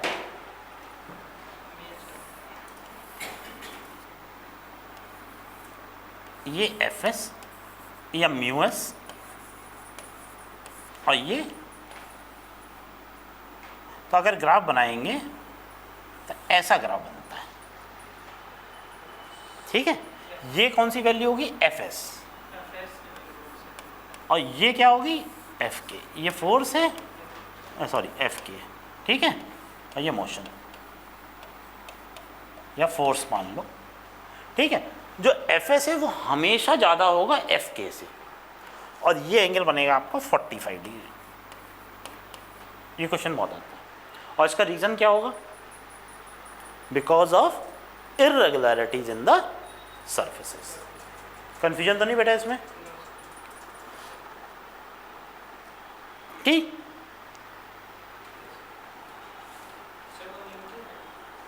कौन सा, ये नहीं, ये मोशन मान लो, फोर्स है जो भी है, फोर्स जैसे जैसे बढ़ाओगे, फोर्स मान लो इसको, फोर्स जैसे जैसे फोर्स बढ़ाओगे वैसे वैसे आपका पहले स्टैटिक फ्रिक्शन बढ़ेगा अप्लाइड फोर्स के साथ, फिर एक जगह आके उसकी मैक्सिमम वैल्यू आएगी, कब आएगी, लिमिटिंग फ्रिक्शन लगेगा, फिर जब मोशन में आएगा तो आपका फ्रिक्शन फोर्स हल्का सा कम हो जाएगा, और फिर वो कांस्टेंट रहेगा। देखो यहाँ के बाद हमने क्या कहा था, ये तो अप्लाइड फोर्स के साथ बढ़ता रहेगा, कब तक बढ़ेगा, जब तक लिमिटिंग फोर्स नहीं आ गई। तो ये हो गया एफ लिमिटिंग, राइट, और ये कितना हो गया, एफ काइनेटिक, राइट। ठीक, इसमें कोई कंफ्यूजन, 45 स्ट्रेट लाइन लीनियरली बढ़ेगा ग्राफ, ठीक है। ये कई बार पूछ लेंगे। अच्छा, पूछेंगे कैसे, क्वेश्चन बताओ क्या बनेगा अगर रीजन और एसर्शन का आएगा तो, या तो ग्राफ बना देगा, और नहीं तो स्टेटमेंट लिखना होगा तो क्या लिखेगा पहले, हाँ, mu S is always greater than mu के, और रीजन क्या देगा, इर्रेगुलरिटीज इन द सरफेस, या इस तरह का कुछ दे देगा, या ग्राफ बना देगा इस ग्राफ की वजह से, और 4 ऑप्शन दे देगा, और है बिल्कुल सिंपल, कोई कन्फ्यूजन तो नहीं। अच्छा, एक चीज़ और याद रखना, वैसे तो क्वेश्चन दिए रहते हैं, अगर म्यू एस और म्यू के अलग अलग दे रखा है क्वेश्चन में तब तो कोई दिक्कत नहीं, अगर खाली एक म्यू दे रखा है तो दोनों को, म्यू एस को भी वही लेना है और म्यू के को वही लेना है, दोनों उसी से सॉल्व करना है, ठीक है। वैसे तो ये ज़्यादा रहता है, ये कम रहता है, लेकिन अगर क्वेश्चन में सिर्फ एक म्यू दे रखा है तो आप दोनों को सेम कंसिडर कर लो, ठीक है। अच्छा, अब एक क्वेश्चन, मान लो एक ये वॉल है, यहाँ पे एक बॉडी रखी है, यहाँ पे 80 न्यूटन्स का एक फोर्स लग रहा है, मास है 2 kg, यहाँ म्यू एस की वैल्यू रखी है 0.3 और म्यू के की वैल्यू दे रखी है 0.2। फाइंड फ्रिक्शन फोर्स, कुछ भी हो सकता है, पहले तो हमें क्या पता करना पड़ेगा, फ्रिक्शन फोर्स दे रखा है तो स्टैटिक लगेगा कि काइनेटिक लगेगा, पहली चीज़ तो ये, क्योंकि दोनों चीज़ दे रखी है, अगर एक भी दे रखी होती तब भी हमको दोनों निकालने पड़ेंगे। तो find friction force and acceleration of 2 kg मास,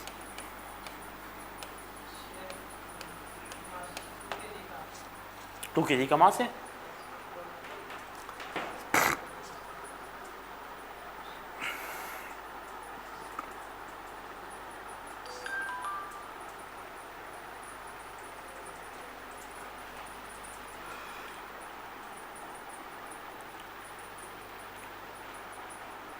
आराम से करना क्वेश्चन को देख के, ये तुम लोग के आया हुआ सवाल है और इस तरह का दोबारा भी आएगा।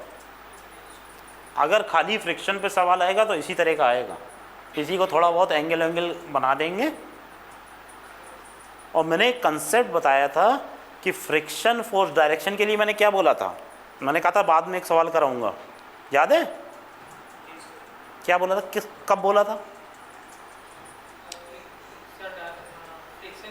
डायरेक्शन के रिस्पेक्ट में। अब देखो यहाँ फ्रिक्शन फोर्स किस डायरेक्शन में लगेगा, ये सवाल उसी पे है, टेंजेंशियल। अब देखो तुरंत सवाल लग जाएगा, इसीलिए वो सवाल मैंने उस वक्त नहीं कराया था। अगर ये पता चल गया कि फ्रिक्शन का फोर्स किस डायरेक्शन में लगेगा, तुरंत सवाल हो जाएगा। ये इतनी सारी इंफॉर्मेशन दे रखी है ना, सिर्फ कंफ्यूज करने के लिए दे रखी है। वैसे जब सवाल आया था तो म्यू एस म्यू के नहीं दे रखा था, एक ही म्यू दे रखा था। ये मैंने एक और उसमें डाल दिया।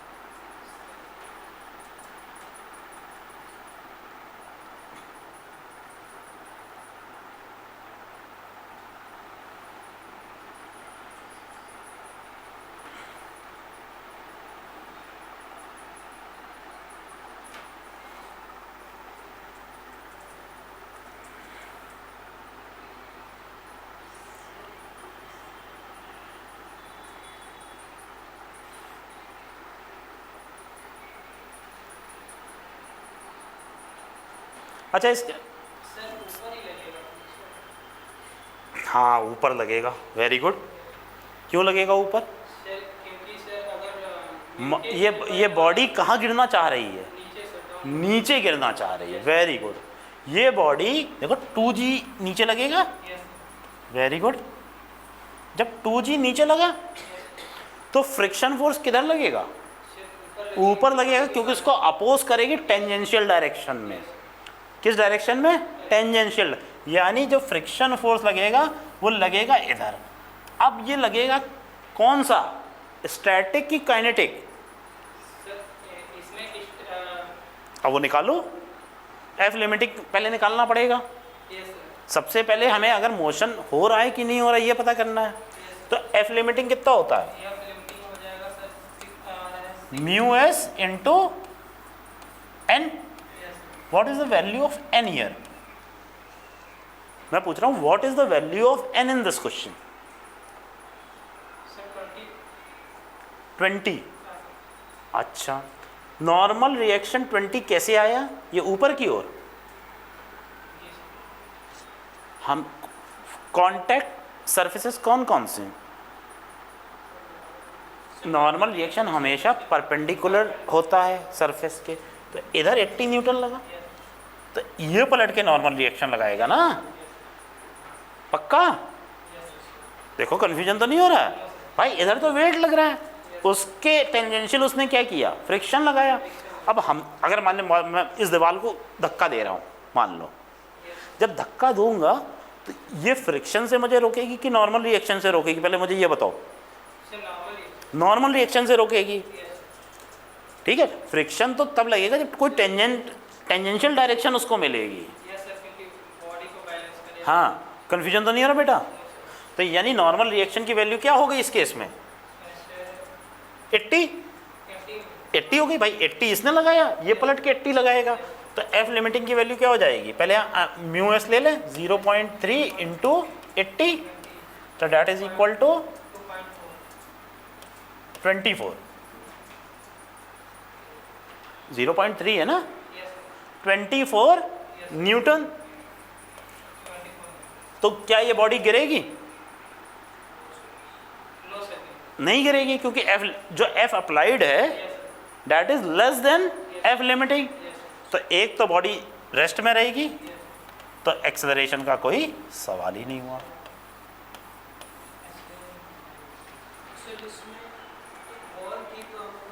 हाँ हाँ, वो मूव कर सकती तब हम उसका भी मोशन लेते हैं, तब वो भी फ्रिक्शन फोर्स लगाती, तब वो भी फ्रिक्शन फोर्स लगाती।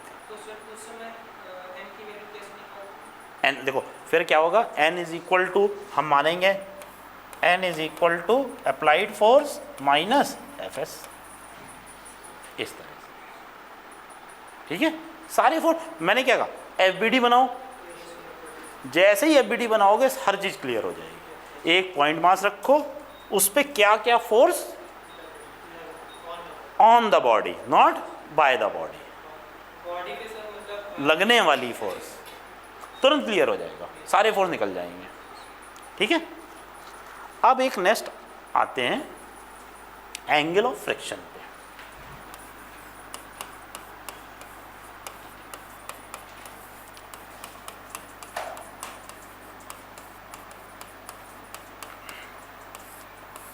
अच्छा मान लो एक बॉडी रखी है मास m की, राइट। समझना, इसी से आजकल क्वेश्चन आ रहे हैं, जो मैंने पिछले 2-3 साल के देखे हैं। एक आध क्वेश्चन या तो एंगल ऑफ फ्रिक्शन से दे देते हैं या एंगल ऑफ रिपोज से दे देते हैं। आजकल मतलब डायरेक्ट फ्रिक्शन पे नहीं आ रहे हैं, फ्रिक्शन को कंबाइन करके किसी और के साथ देते हैं, और डायरेक्ट आते हैं तो इसी पे आते हैं, ठीक है। तो इसको ज़रा समझना। हाँ, एक एक, या तो दो में से एक पे आते हैं, या तो एंगल ऑफ फ्रिक्शन से आएगा या एंगल ऑफ रिपोज से आएगा, ठीक। मास m है। हमने अभी तक कॉन्टैक्ट फोर्सेस कौन कौन सी पढ़ी हुई हैं, जो अभी तक हमने अपने पढ़ा है, जिसके बारे में डिटेल में? नॉर्मल रिएक्शन पढ़ा है, और इस क्वेश्चन में सरफेस पे रखा हुआ है। वैसे तो हमारी टेंशन फोर्स भी है, स्प्रिंग फोर्स भी है। इस केस में कौन कौन सी लगी? एक नॉर्मल रिएक्शन लगेगा, वेरी गुड, और फोर्स नहीं लग रहा, कोई एक्सटर्नल फोर्स नहीं है। अभी हमने एक्सटर्नल फोर्स की बात नहीं की, नॉर्मल रिएक्शन। और अगर इस पे कोई फोर्स लगता है, ठीक, मान लो ऐसे हमने फोर्स लगाया, या ये बॉडी मूव कर रही है, या ऐसे फोर्स लगाया कि ये बॉडी मूव नहीं कर रही, स्टैटिक फ्रिक्शन भी लग सकता है। तो स्टैटिक एक फ्रिक्शन फोर्स ऐसे लगेगा, नहीं? अच्छा, जैसे जैसे अब ये जो फ्रिक्शन फोर्स है, इसकी वैल्यू कहाँ से कहाँ तक जा सकती है? एक तो अगर स्टैटिक फ्रिक्शन है, अगर स्टैटिक है तो 0 से F लिमिटिंग तक जा सकती है, और अगर ये मोशन में है तो Fk लग जाएगा, उसकी वैल्यू हमें पता है, राइट। ये जो एंगल ऑफ फ्रिक्शन है, ये एक पर्टिकुलर केस के लिए है। किस केस के लिए? when the body is just about to move, यानी इस वक्त कौन सा फ्रिक्शन लग रहा होगा? स्टैटिक में भी कौन सा? Just about to move, F limiting. यानी ये केस तब आएगा, एंगल ऑफ फ्रिक्शन तभी आएगा जब एफ लिमिटिंग होगा। कब आएगा? जब एफ लिमिटिंग लग रहा होगा, ना तो उसके पहले ना उसके बाद, ठीक।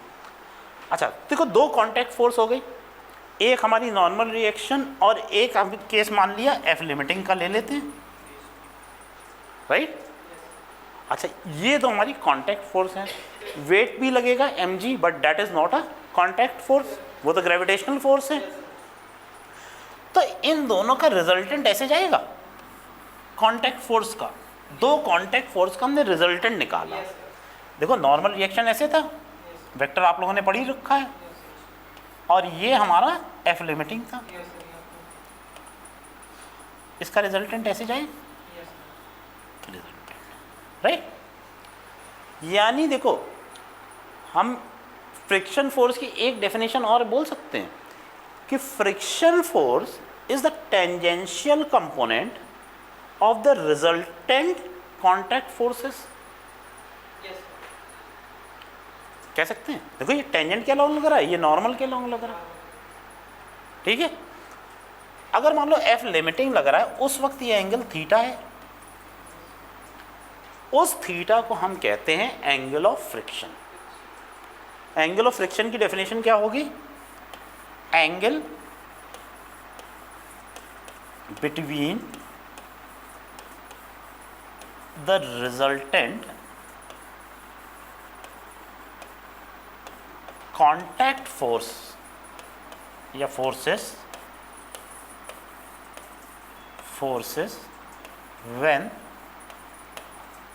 the body is just about to move।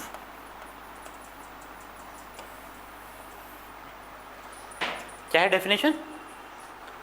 Angle between the resultant contact force and the normal, लिखा है कहीं? नहीं लिखा। Angle between the resultant contact forces and the normal, ये लिखा नहीं है, एंड द नॉर्मल फोर्स या normal reaction, resultant contact force. Resultant contact force कौन कौन से हैं? एफ लिमिटिंग और एन, और उसके बीच का जो एंगल उस वक्त बना रहा है that is angle of friction. ठीक है, कंफ्यूजन तो नहीं? अच्छा, अभी इस पे सवाल भी देंगे, एक और पढ़ लेते हैं, एंगल ऑफ रिपोज। अच्छा हाँ सॉरी, इसमें एक चीज़ छूट गई। हाँ, और को इसका फॉर्मूला डेराइव करते हैं। देखो ये बना, ठीक, ये एंगल थीटा था, राइट?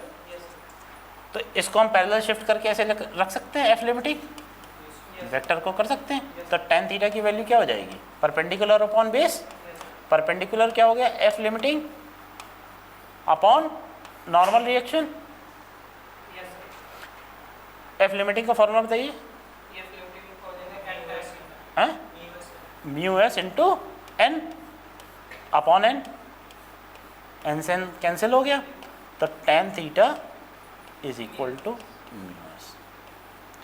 तो कहीं भी क्वेश्चन में अगर म्यू एस की वैल्यू नहीं दे रखी है और आपको एंगल ऑफ फ्रिक्शन दे रखा है, तो कैसे निकालोगे? Tan theta. फिर म्यू एस की वैल्यू अगर मान लो दे दिया है कि angle of friction, the tangent of angle of या angle of friction is 37 degree, तो म्यू एस कैसे निकालोगे? मान लो यही दे दिया, हाँ, मान लो दिया है एंगल ऑफ फ्रिक्शन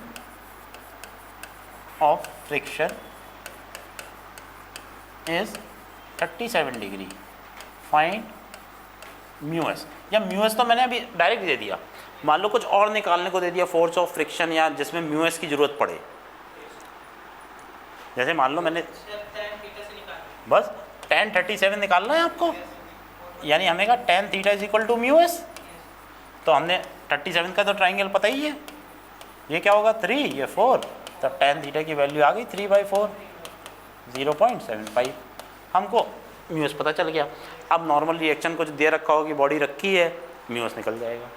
तो आजकल ये क्वेश्चन बहुत आ रहे हैं जिसमें म्यू एस की वैल्यू डायरेक्ट नहीं दे रहे हैं, क्या कर रहे हैं, वो एंगल ऑफ फ्रिक्शन या एंगल ऑफ रिपोज या कुछ इस तरह का आपको म्यू एस की वैल्यू निकालनी पड़ेगी, निकल जाएगी। कन्फ्यूजन तो नहीं? अब हम आते हैं एंगल ऑफ रिपोज पे।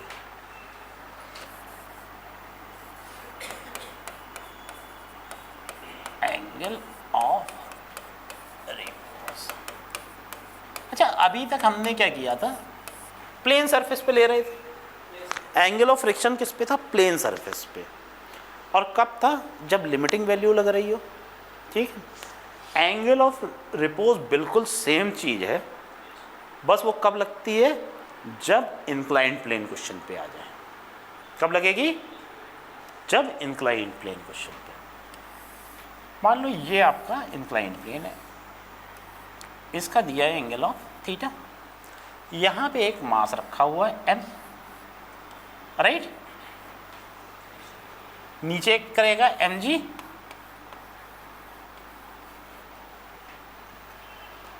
इधर कंपोनेंट क्या आएगा mg का? Very good.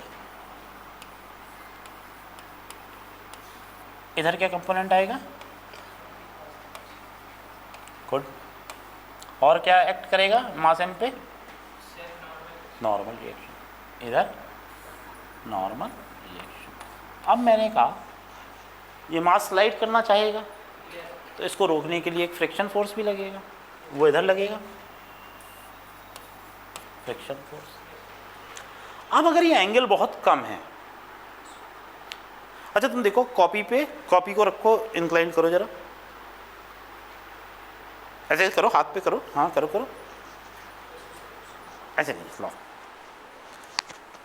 ऐसे इंक्लाइन किया, इस पे पेन रखो जरा, ये फिसला, समझना एंगल बहुत कम है, एंगल धीरे धीरे बढ़ाओगे, हो सकता है अभी तो ये फिसल रहा है, चिकना है, ठीक, ऐसे धीरे धीरे धीरे करोगे तो नहीं, फिर एक एंगल के बाद ये फिसलना शुरू होगा, समझे कि नहीं? या जैसे मान लो ये मेरे पास में ये पेन है, ये मैंने ऐसे रखा हुआ है, ये गिर रहा है? नहीं गिर रहा है। धीरे धीरे मैं एंगल बढ़ाऊंगा, ये बड़े गिर रहा है? नहीं गिर रहा है। लेकिन एक एंगल के बाद ये गिरना शुरू हो गया। यानी जब थीटा इज वेरी लेस तब ये मास नहीं गिरेगा। फिर जैसे जैसे थीटा बढ़ाएंगे तो एक जगह आएगा कि स्लाइडिंग विल जस्ट स्टार्ट। जैसे जब हम कह रहे थे कि just body is just about to move, तब क्या लग रहा था? F limiting.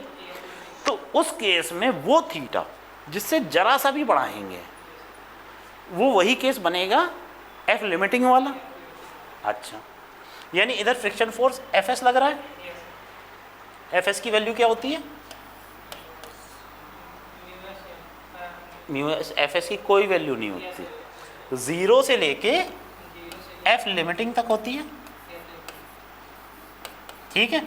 और एफ लिमिटिंग की वैल्यू क्या होती है? म्यू एस इंटू एन, ठीक है। इस केस में वर्टिकल मोशन तो हो नहीं रहा, तो एन की वैल्यू क्या हो जाएगी? M G cos theta. तो इसमें तो कंफ्यूजन नहीं है ना, इसके तो खूब सवाल लगा चुके हैं आप लोग। अच्छा, ये गिर नहीं रहा। अच्छा, इसको नीचे खींचने वाली फोर्स कौन सी है? M G sine theta. और इसको रोकने वाली कौन सी फोर्स है? एफ लिमिटिंग, यानी म्यू एस इंटू एन, यानी एम जी कॉस थीटा। अच्छा देखो, जब थीटा इज वेरी स्मॉल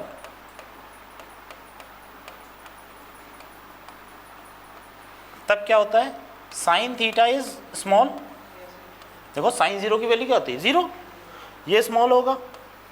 और कॉस थीटा की वैल्यू 1 होती है, कॉस 0 की वैल्यू, यानी ये लार्ज होती है।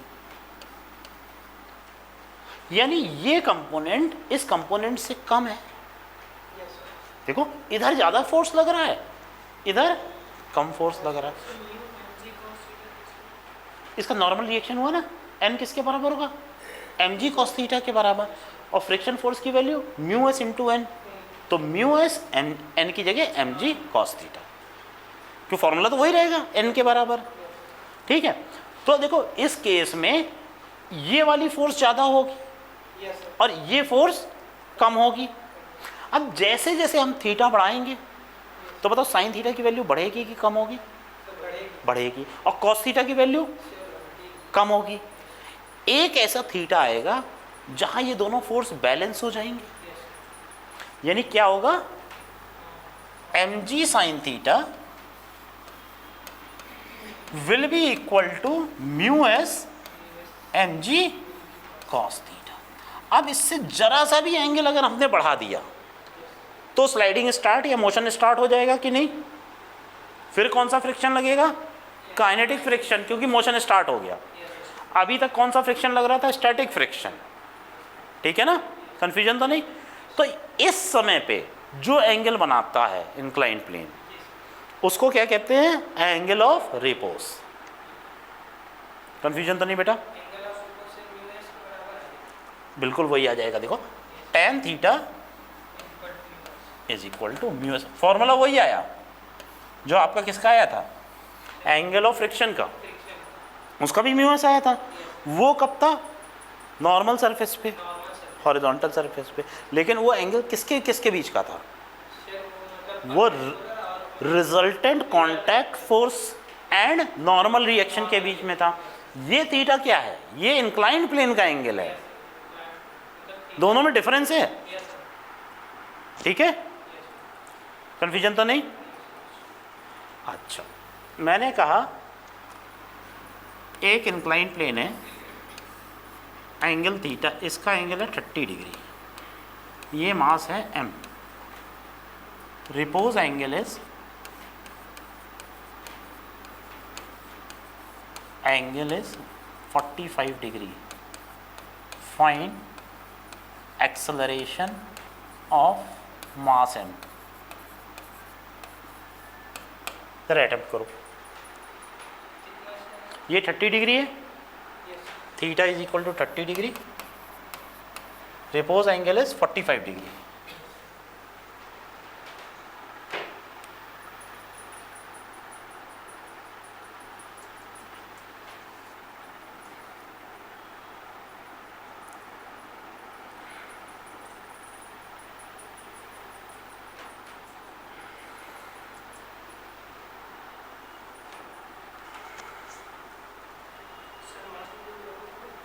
एम के टर्म्स में निकाल दो।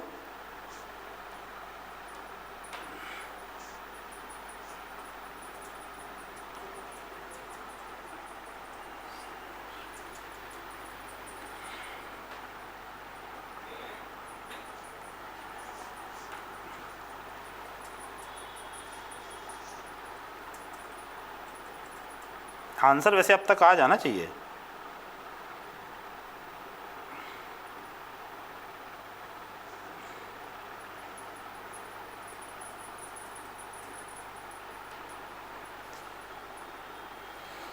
आओ मैं बताता हूँ। देखो एंगल ऑफ रिपोज क्या दे रखा है, 45 डिग्री। मैंने कहा what is angle of repose, होता क्या है, आराम से सुनना। एंगल ऑफ रिपोज क्या होता है, अगर उससे ऊपर बढ़ाएंगे एंगल तब बॉडी गिरेगी। अगर 45 डिग्री तक रहेगा तब तक तो वो बॉडी गिरेगी नहीं, क्योंकि mu S M G cos theta उससे ज़्यादा हो रहा है। उससे अब देखो इंक्लाइन प्लेन का एंगल कितना है, 30 डिग्री। क्या ये रिपोज से बड़ा है कि कम है, कम है, तो क्या बॉडी गिरेगी, बॉडी स्टेशनरी रहेगी। जब बॉडी स्टेशनरी रहेगी तो एक्सेलरेशन 0 होगा। अब ये समझ में आया कि नहीं, ठीक, देखो सवाल समझ में आया। क्या था, सिर्फ दिया था एंगल ऑफ रिपोज दिया था, उनने पूछा एक्सेलरेशन, एक्सेलरेशन क्योंकि बॉडी मूव ही नहीं कर रही थी, एक्सेलरेशन 0 होगा। नहीं नहीं ऐसा कोई ज़रूरी नहीं, दिया रहेगा आपको। नहीं एम भी तो आ रहा था, म्यू एस भी तो लगा हुआ उसमें, जो फ्रिक्शन फोर्स लग रहा है उसमें म्यू एस भी तो है। M G sine theta M G cos theta थोड़ी ना लग रहा है, एक तरफ एम जी साइन थीटा लग रहा है, एक तरफ mu S M G cos theta लग रहा है। क्योंकि साइन थीटा हमने कहा था जब बहुत कम होता है तो साइन थीटा बहुत कम होता है और कॉस थीटा बहुत ज़्यादा होता है, और म्यू की वैल्यू इतनी ज़्यादा होती नहीं है, वो पॉइंट में रहेगी, इसलिए। ठीक है, अब देखो इसी में कहा फाइंड फ्रिक्शन फोर्स। आप बताइए कितना होगा फ्रिक्शन फोर्स।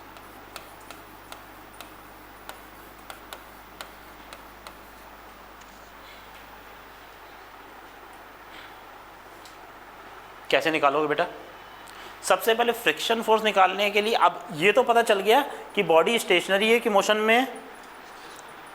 आनंद इधर देखो, स्टेशनरी, कौन सा फोर्स लगेगा, स्टैटिक वाला लगेगा। क्या इस केस में लिमिटिंग लगेगा कि उससे कम लगेगा, है?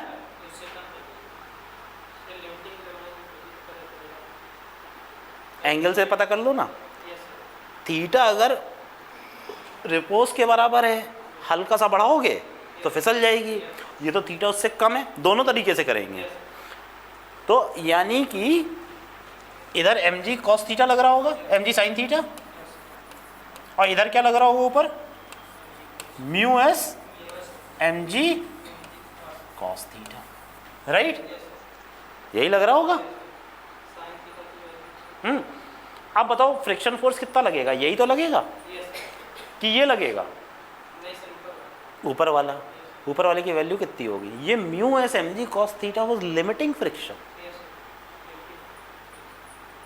ये हमने कब लिया था, लिमिटिंग के केस में, क्योंकि हमारे पास स्टैटिक फ्रिक्शन का तो फॉर्मूला ही नहीं है।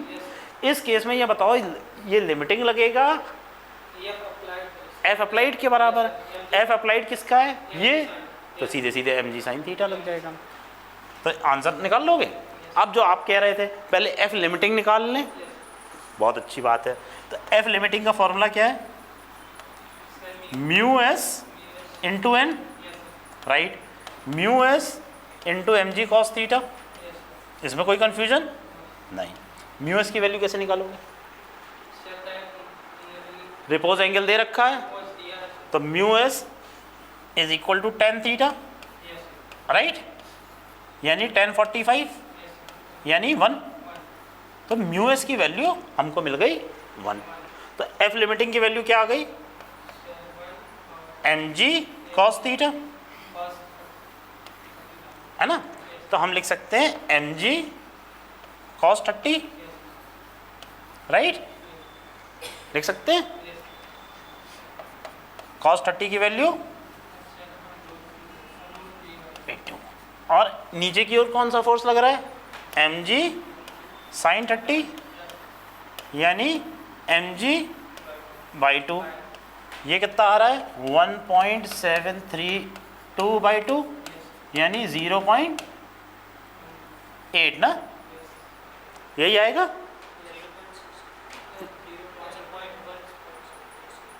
देख लेना जो ज़्यादा होगा यस सर, ये टाइम है ना, हो जाएगा, कन्फ्यूजन तो नहीं है। आज वैसे मैं सोच रहा था कि तुम लोग का वो भी ख़त्म करवा दूंगा, क्या कहते हैं सीडो फोर्स, वो बच गया, लेकिन हो जाएगा, वो एक्चुअली इम्पोर्टेंट टॉपिक है। आज कोई कन्फ्यूजन अभी तक?